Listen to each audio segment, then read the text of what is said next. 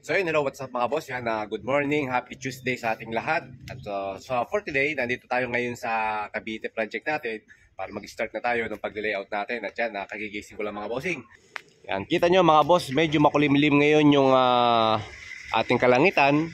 At kagabi nga ay halos magdamag ang ulan dito sa Bacoor, sa Cavite. So hopefully, tumila naman siya ngayong umaga at sana magtuloy-tuloy yung ganitong panahon. Di baling hindi na mainit, hindi maulan, basta ganito lang para makapag-start tayo ng pag-layout. So yan, as you can see, dito sa part na to ay mag-uumpisa na nga tayo mag-layout. So para sa excavation natin, then para may tama natin sa eskwela yung ating bahay. And then ngayon, bibigyan ko kayo ng mga tips, mga bossing sa video na to, kung ano-ano yung kailangan nating tingnan sa plano natin, yung kailangan nating ihanda bago tayo mag-layout. So para alam na ninyo yung mga bawat gagawin. At so yun mga boss, so bali bago tayo mag-start ng ating trabaho dito sa pag-umpisa ng ating bahay, syempre kapag nakapag-layout na tayo or bago tayo mag-layout, kinakailangan nating ihanda yung mga ganitong plano. Nandito na, especially foundation plan. So isasantabi nyo muna yung ibang mga plano. Dito lang muna tayo magpo-focus sa foundation plan para makita natin yung ating kabahayan, yung layout ng ating mga poste. Okay, yan ang importante. Pagkatapos, syempre, kailangan din natin yung schedule ng ating mga columns. Ito yung laki ng mga poste natin na nakalagay dun sa ating foundation plan para makita natin yung dimension niya. At syempre, para magawa natin, may fabricate yung ating mga ties or yung ating anilyo. And then, syempre naman, so kapag nakapag-layout na tayo, kinakailangan din natin ng schedule ng mga footings para malaman naman natin yung depth ng ating mga poste. Ito, nandito yung dimension niya, yung lalim ng poste, laki ng poste, nandito natin makikita. So, kailangan itong tatlong yan, ang ihahanda muna natin kapag tayo ay nag-i-start ng layout pa lang, paghuhukay, pakatandaan nyo mga bossing yan, foundation plan para sa ating pagla-layout.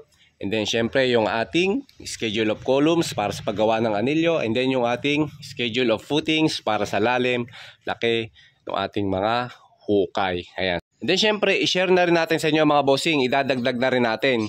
So para mabasa nyo rin kung paano nga ba binabasa ito. For example, ito, punta ulit kayo ng foundation plan. Yan, nandito tayo sa foundation plan. Tandaan nyo mga bossing ha.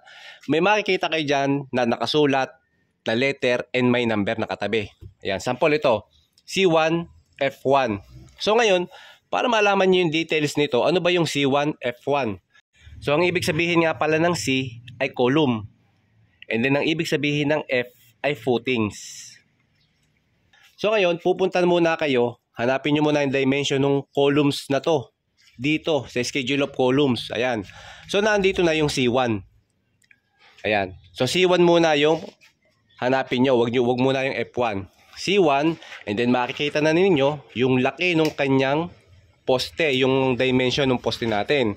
At syempre, mga bossing, dito nyo na rin mababasa kung ano yung ating mga rebars or mga bakal na gagamitin. So, nandyan na, nakalagay na yan lahat dyan. Babasahin nyo na lang.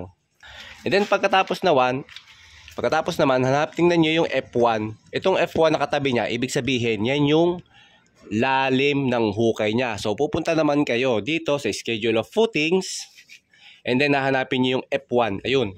So, yan, makikita nyo na kung gaano kalalim yung uhukayin ninyo at gaano ka laki. Okay, so ito na mga bossing. And then syempre, sa pagbubuhos naman, isama na rin natin. Ayan, nandito na rin yung thickness niya. Yung kapal ng ating footings. Ayan, so ganun lang mga bossing. Napakasimple lang magbasa ng mga plano. Especially dito sa ating foundation. Ganun lamang kasimple. So pagtatagpi-tagpi nyo lang, hanapin nyo lang yung foundation plan, schedule of columns, schedule of footings. Yan lang muna kayo mag-focus.